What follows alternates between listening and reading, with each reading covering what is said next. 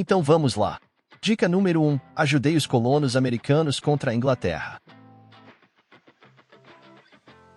Dica número 2. Sou católico.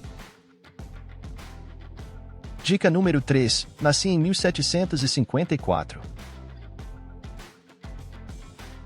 Dica número 4. Eu sofria de fimose. Dica número 5. Caçar era o meu hobby predileto. Dica número 6. No dia 14 de julho de 1789 eu escrevi em meu diário, nada. Em referência à caçada daquele dia que foi ruim. Dica número 7. Sou francês. Dica número 8. Fui coroado rei da França aos 19 anos de idade. Dica número 9. Fui muito impopular. Dica número 10. Fui um monarca absolutista.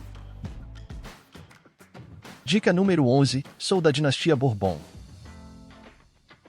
Dica número 12. Luís XIV, o Rei Sol, é o meu ancestral. Dica número 13. Me casei com Maria Antonieta.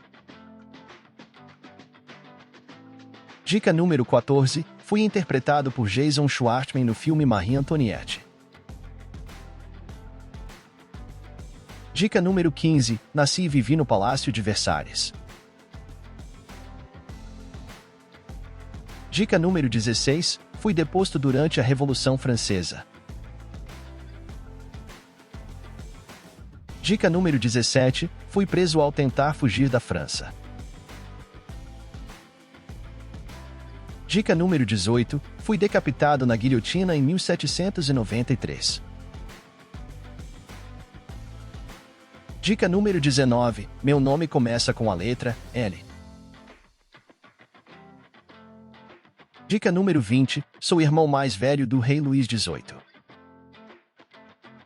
E aí, acertou?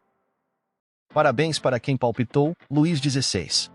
Luís XVI foi rei da França e Navarra de 1774 até ser deposto em 1792 durante a Revolução Francesa, sendo executado na guilhotina no ano seguinte, durante o terror revolucionário dos jacobinos. Até a próxima rodada do jogo, Quem Sou Eu? Não se esqueça de deixar seu like e se inscrever no canal.